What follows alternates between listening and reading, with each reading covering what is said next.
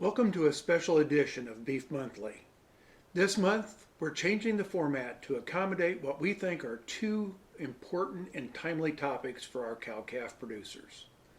The first is an Ask Dr. Ron discussion regarding the increased incidence of Clostridia infections in young calves with Dr. Larry Horstmann, beef cattle veterinarian.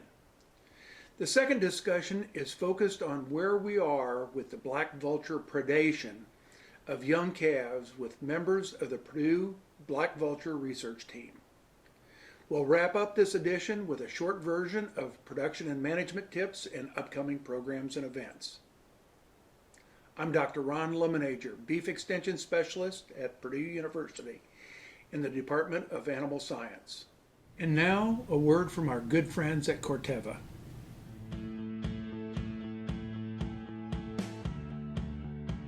Your land is more than a business. It's a heritage that has been passed down from those who tended it before you, by those who shaped it, changed it, and cared for it. Your land has a legacy, one that you carry on, but also one you build on. At Corteva Agriscience, we are the stewards of a lasting legacy. We have a responsibility to Dow AgroSciences to maintain the relationships and trust they built, and to build upon those foundations. To help you care for your land, to provide innovations that help you protect the hard work and investment you've poured into it. To help you build a legacy that can be passed on for generations to come. Corteva Agriscience.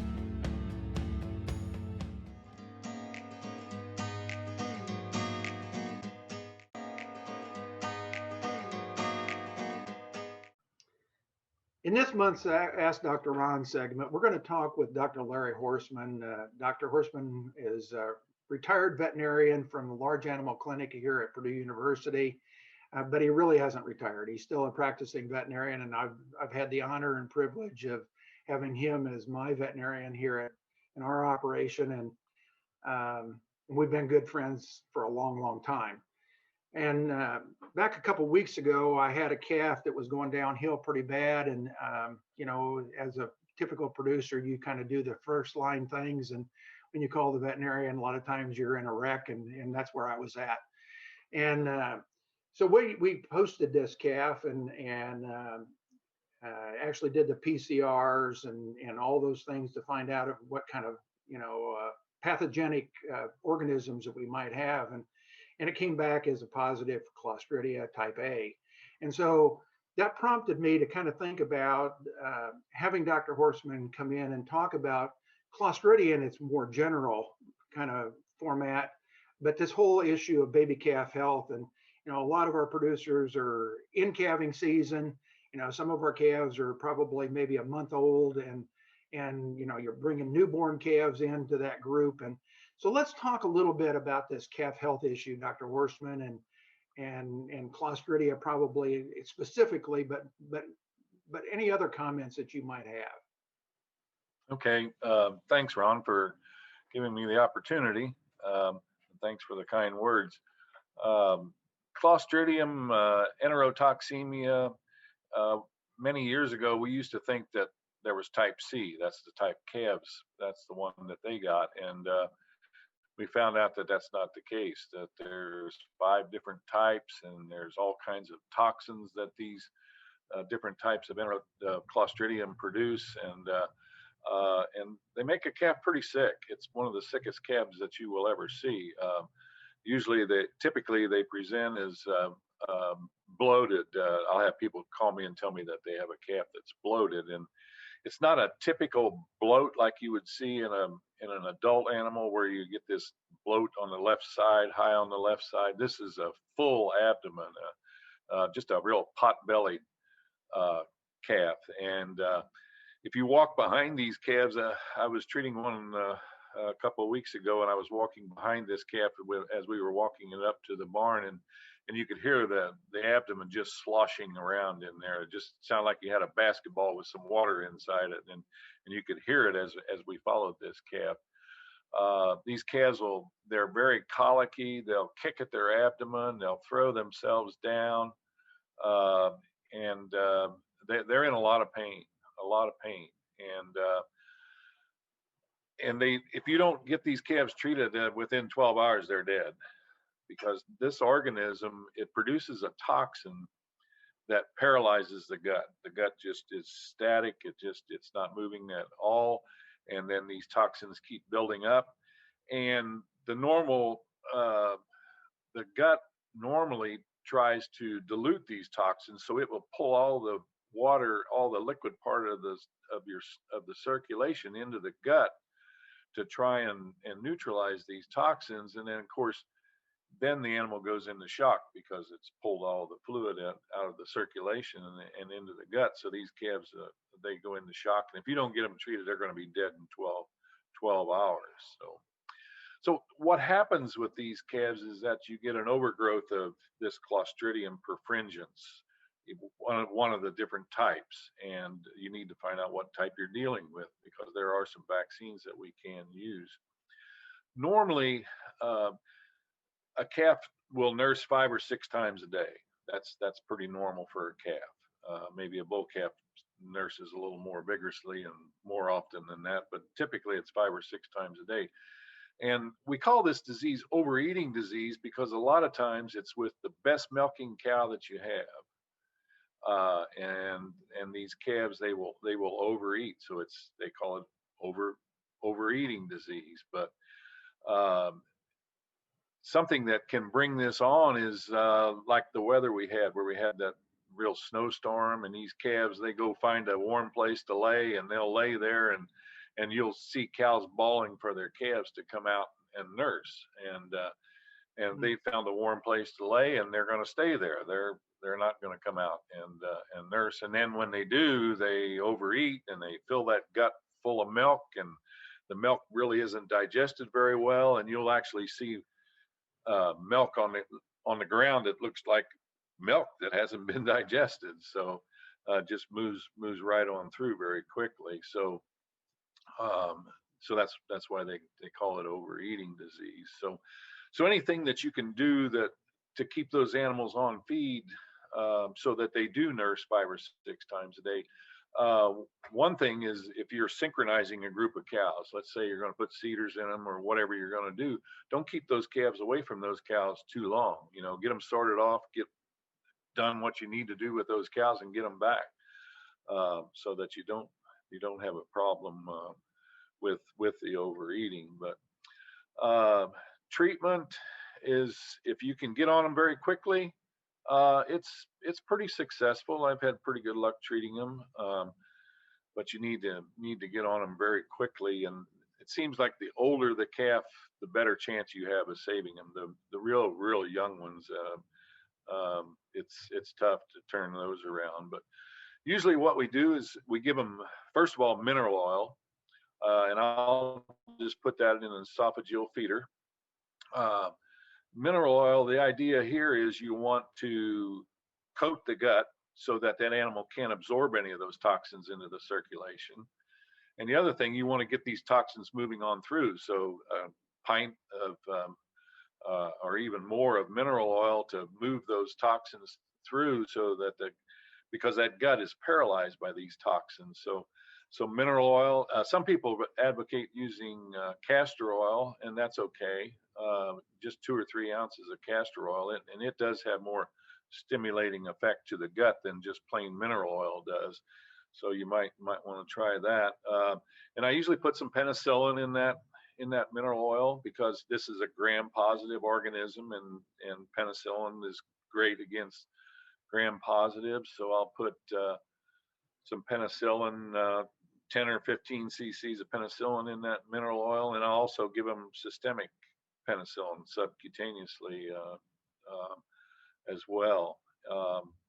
There is an antitoxin that you can buy. It seems like every time I try and order it, though, it's on back order. It's really tough to find. I tried the other day to order some, and it was on back order, which is usually the case.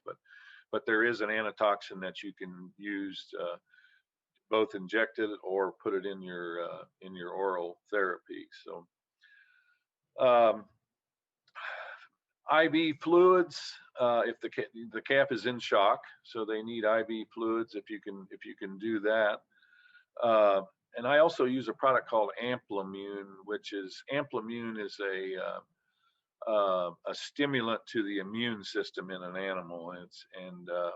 It's developed primarily for calf scours and stimulating those calves to turn them around quicker to stimulate their immune system. And I'll use Amplimune in these calves.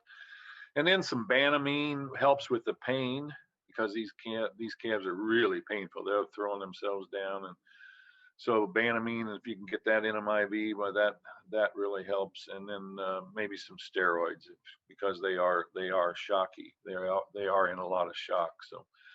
So I would use that. But that's the way we treat them, and usually it's pretty successful. But like I said, you got to get them quick. When you see a calf kicking at his belly or throwing himself down, and if you don't get that calf treated in 12 hours, well, he's a dead one. So the big thing with this disease is to prevent it. And to prevent the disease, you have to know which organism you're dealing with. Are you dealing with the Clostridium type C or D or A? And then most of the diagnosis that I have gotten lately is type A. We've seen more and more type A. And the type A, in the normal blackleg vaccines, the Clostridium vaccines, that's not in the normal typical, like the Vision 7s or whatever blackleg vaccine you're using. It's not in there. So, and there have been a couple of type A vaccines on the market, and not been real happy with their efficacy of any of them, really. But there's one that's been released recently that it maybe is a little better. I hope. I guess we haven't really tested it that well yet, but it's find out which one you have. If you're having type A, that's the tough one, and you need to use that specific vaccine. So you can give it to those calves at birth to prevent the problem. You can vaccinate the cow. Some herds if I'm doing preg checks in the fall, I'll vaccinate them in the fall. If a producer is using the scour vaccines, which you should give 3 to 6 weeks prior to calving, that's a good time, because to do it along with that, and what you're trying to do is get some immunity through the colostrum by vaccinating that pregnant cow. So you need to vaccinate those cows. So another thing, you need to check those calves twice a day, because if you're only checking them once a day, and you got one that has enterotoxemia, when you go to check it next time, it's going to be dead, because it just does it happens that quickly. Other things, to prevent the problem, don't let the calves overeat. If you're sorting the calves from the cows for synchronization or whatever you're doing, don't let it happen. Don't keep them away too long so that they overeat when they come back. Another thing you don't want to do is let a creep feeder go empty. That's a great way to produce overeating and enterotoxemia. That's a disaster. And when you let that creep feeder go empty for a day or 2 days, and then you fill it back up, you're going to have some sick calves. And so anything that you do, this organism, it's in the gut. It's in the gut of all these calves. But what really happens is you get an overgrowth of this organism. And Clostridiums, they grow very rapidly. They produce lots of gas. They produce toxins, and they can make an animal very, very sick very quickly. So I hope that covers what you were interested in, Ron. If you got any other. Well, just when we talk about the vaccinations, whether you're talking about the Clostridia vaccines that we typically use, obviously that doesn't cover type A that you talked about. So would you, do you think you need two doses? You know, if you're going to go to the newer product that's got Clostridia A, okay, and I think it's only got A in it, right? That new product. Right. Uh, and if you were going to do this pre-calving and you're going to vaccinate your cows, you know, a lot of these products, you know, you need to give an initial injection and then follow with a booster injection. You know, the scours is that way, you know, for like in a replacement heifers, you got to give them two doses, and then a cow, she gets an annual booster then, right after that. Isn't that the protocol? Yes. Yes. Yeah. It's Oh, best so with. would this type A have to be given in that same kind of manner, twice initially and then an annual booster? Uh, that would be best. That would be best. But I think if you get one dose in them, you would definitely help that calf. But yeah, two doses are better with as with most vaccines. Yes. You know, and one of the recommendations that you made for our operation was to go to Clostridia A at, you know, when we process a newborn calf, put the ear tag in, et cetera, you know, to do the type A vaccination. And then where we had previously been using Clostridia, the broader, okay, the Vision 7 or whatever, um, you know, at birth. And so I think you recommended, you know, to give the type A at birth and then come back, you know, with the kind of the 7-way, maybe at about a month and a half, 2 months old. Is that kind of a standard recommendation that you'd make? Yes. Yes. If you're having type A problem, if it's a C or D, then you need to use the Yeah. Vision 7, because the Vision 7 does have the C and D. And there's another vaccine that is just C and D alone, and not all. That most of those clostridial vaccines are what they call a 7-way or an 8-way. They cover black leg, malignant edema, all of Sordelli, all of those. But there is just a C and D vaccine too. So if you're having problems with C and D, and some people think that there is a little cross immunity with some of the C and D vaccines to type A. So that's what we have used in the past before this before the type A vaccine came out. But yeah, it's tough, and you just need to work with the local. And a lot of this, the problem is kind of regional. But I practiced in Southern Indiana when I graduated from vet school, and we saw blackleg, which is one of the clostridial organisms. If producers in our practice area there, if they didn't vaccinate for blackleg when that calf was born, they were going to die. They were going to lose calves. There was just no two ways about it.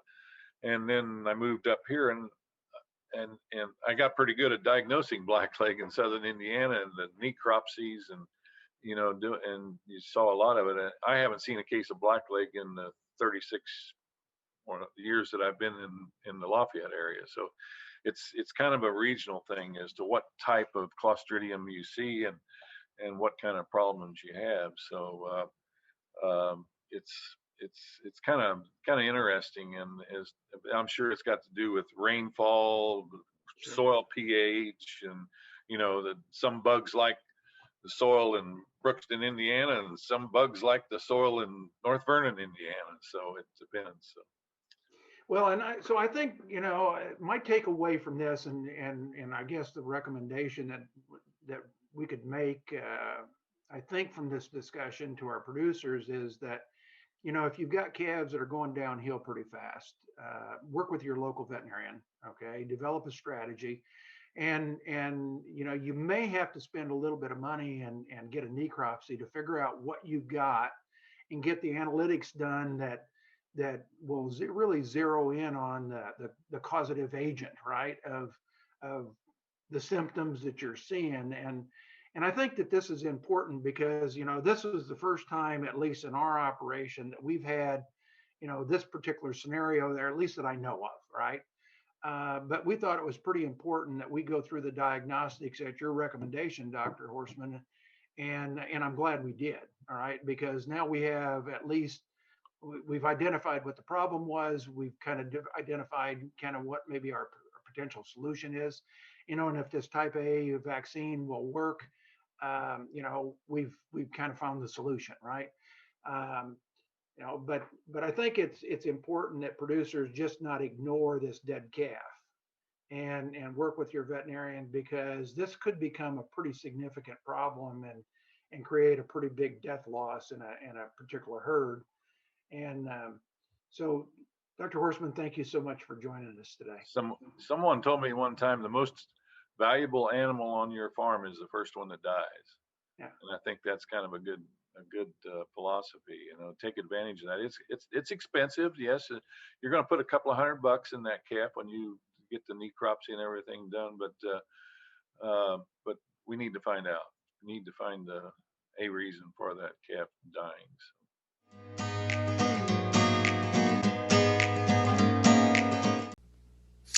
In this month's special feature, we're going to be talking with members of the Black Vulture research team. As most of you know, black vultures have moved from the southeast United States into southern Indiana. From a livestock producer's perspective, they are both a scavenger and a predator. As you will learn in this segment, they are asking for producer cooperation in a survey and young calf autopsy or necropsy, however you want to talk about it, that have died as a presumed result of predation. Let me first introduce our two guests. Marian Wall has a bachelor's degree from the University of California, Davis, and a master's degree from the University of Massachusetts.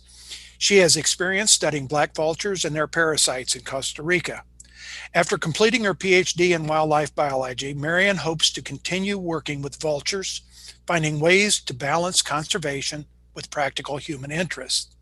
Our second guest is Brooke Mcwerther, who has a bachelor's degree from Missouri State University, a master's degree from University of Michigan, and is a PhD candidate studying natural resource social science at Purdue. As a natural resource social scientist, she has experience working with livestock producers, farmers, and hunters on various social, economic, and environmental interactions. Once she completes her degree at Purdue, Brooke aims to continue her research with landowners on decision-making and natural resource topics and exploring tolerance and risk within human-wildlife interactions. So let's begin our interview. My first question goes to Marian. And the question is, why are you studying the threat of black vultures and how they pose concern to our livestock producers in Indiana? Well, as you mentioned, black vultures are mostly scavengers, unlike turkey vultures. So they will sometimes attack weak or newborn livestock. These guys are relatively new to Indiana. They've been gradually moving in from the south. Right now, there are a lot of unknowns that we need to figure out in order to make sound management decisions, and figuring these things out is the basis for my PhD. Some of the pressing questions that we have are just how many black vultures do we have here in Indiana? Where are the birds located, and how and where is the conflict occurring, and how effective are different approaches for managing black vulture problems? While they do cause problems, certainly, vultures are also really good for the environment. Besides being really endearingly ugly, they do a lot of important cleanup. Sorry, what? We're just laughing at you calling them endearingly ugly. They are, though. They are. Sorry, but we've seen in other parts of the world, when you lose vultures, you end up with a lot more animals like coyotes, rats, and wild dogs, and increases in diseases like rabies, brucellosis, and anthrax. So as you can see, I'm a big vulture geek, but I also love hamburgers, and I think the two can be really complementary. So Marian, how can livestock producers help this research succeed? One of the big questions that we're looking at right now is how we can tell whether an animal has been killed by vultures or not. Right now, we just don't have rigorous criteria to tell apart calves that have been killed by vultures and calves that have just been scavenged by vultures. Right now, what we're doing is comparing autopsy results from stillborn calves that we've fed to vultures with autopsy results from calves that have been killed by vultures. This comparison will help us develop objective standards to identify when vultures have just been seen at the scene of the crime and when they're actually responsible for the death. This can also, we're hoping, help farmers get compensation for lost livestock. But to do all of this, we need the bodies. So it would be really helpful if we could get producers to donate when they have an animal that's been killed by black vultures for our study. This is completely free. We pay for all of the autopsy and lab work. So please, if you lose an animal, call or text me at 317-647-5294, and we will find a way to pick it up. And we will go ahead and put that in the show notes below. Okay, so you'll have that. Okay, from a producer perspective, you'll have that phone number and email address. Okay, great. A second question that we have is how common it is for livestock producers in Indiana to experience losses to black vultures, and where in the state is this happening? To do this, I'm working with Brooke to develop an online survey that we're going to be distributing to producers soon. We really can't answer these questions without the help of livestock producers, so please fill out our survey, call me if you lose an animal, and encourage your neighbors to do the same. So Brooke, let's do a little bit of follow-up. As a social scientist on this team, could you tell our audience about how you and Marian, a wildlife biologist, so we got a social science and a wildlife biologist on the team, right? Can you tell us about how you're collaborating and tell us a little bit more about the survey that you're going to release and invite producers and ranchers to take part in? Yeah, of course. So as Marian mentioned, there is a lot of work that they can do and a lot of things that they can gather knowledge on, from the physical aspects of doing the necropsies on the calves and tracking vultures. And the social side is actually reaching out and gathering information and experiences from the livestock producers themselves. And so our survey is going to ask, what are the types of concerns livestock producers have more broadly, including potentially black vultures, right? But livestock producers have to deal with a lot of various concerns as part of their operations. What their current livestock losses look like across a broad array of different possibilities. And then, of course, we're going to collect data on their experiences with black vultures, whether those have been negative or positive or, just neutral. They just see them around. And then lastly, our survey aims to collect perceptions of mitigation measures for protecting their livestock. What are they currently employing? How effective has it been? And together we'll be using this information to give us a better understanding of the context this thing, black vultures are operating in, livestock producers are operating in, and it'll better help us inform future mitigation measures, future policy suggestions from our research. And I think this is really an important feature, because an important survey that producers need to really consider, because, if the black vultures continue to move north, it's not just, our southern Indiana producers, it's going to be our middle of the state, northern part of the state with time, right? Because they are migrating north. And so this is going to be an important aspect that I think our producers need to take serious.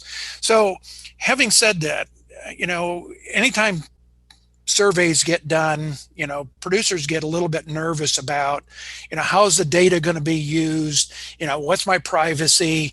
Do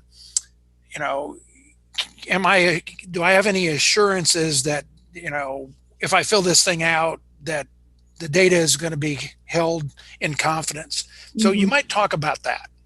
Yeah, I think that's a great question, right? If we're willing to offer our time and our experiences to something, we should have some assurances in return what it's going to be used for, how is it going to protect us. And so Marian and I want to share, all of your audience, if you're participating in the survey, that our surveys are anonymous. So we're not collecting information on your name or your address or asking about your operation name. And what that also means is that we're only going to share and report summaries of those results, right? So we're not going to report on any individual respondent in our survey. And those summaries will only be shared with colleagues and other interested parties. But also, as a participant, if you are participating in the survey and you yourself want to hear about the summary of our results, want to know what's coming out of the survey, you can contact us and request a copy of that as well. Awesome. So it's anonymous. It is anonymous. And so, I think our producers ought to feel pretty secure in that. And it's like a Qualtrics survey, right? Correct. Mm-hmm. Yes. So it's going to be relatively easy to fill out. It'll be kind of a click. Okay, on an answer, and it'll take you 20 minutes to do that?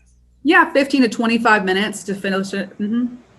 So I would highly encourage our producers to do this. So as we wrap up this segment, I'd encourage producers to participate not only in the survey, but also to provide carcasses of young animals that died due to suspected predation. And the link to that survey is is in the show notes below, and contact information for you two gals is there as well. We'll put that in there. And gals, Marian and Brooke, thank you so much for joining us. I think it's an important topic. Yeah, thank you so much for having us. We're really excited, and we hope that your audience is interested in sharing their experience with us.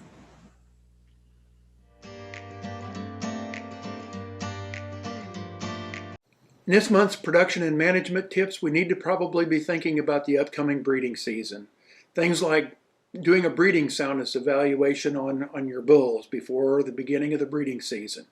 Semen and estrus synchronization supplies need to probably be purchased.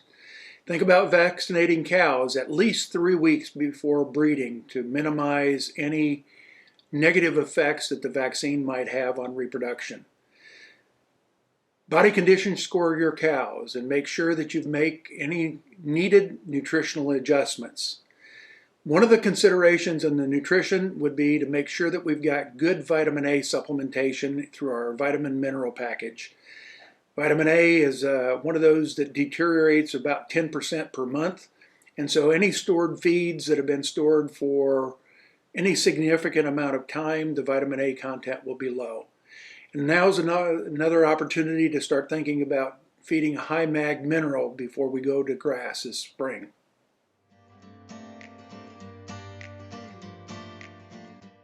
In upcoming programs and events, we have really one key feature, and that's the Forage Friday Forum. It's a lunch hour discussion, and on March 26th, they're going to be talking about making quality dry hay.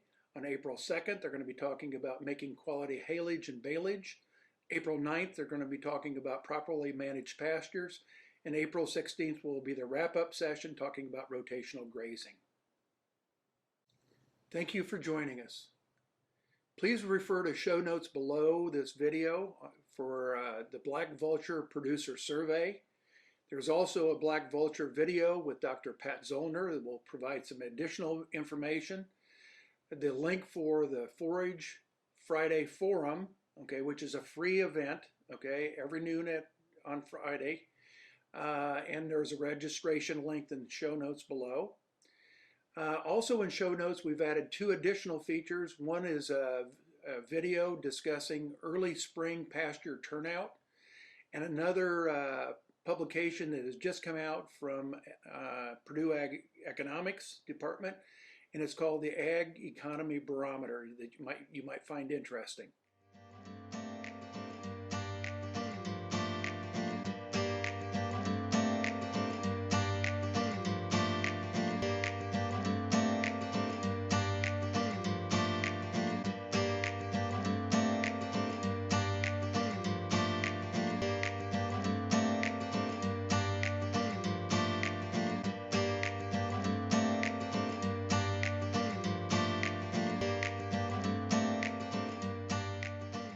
This presentation was a production of the Animal Science Department at Purdue University.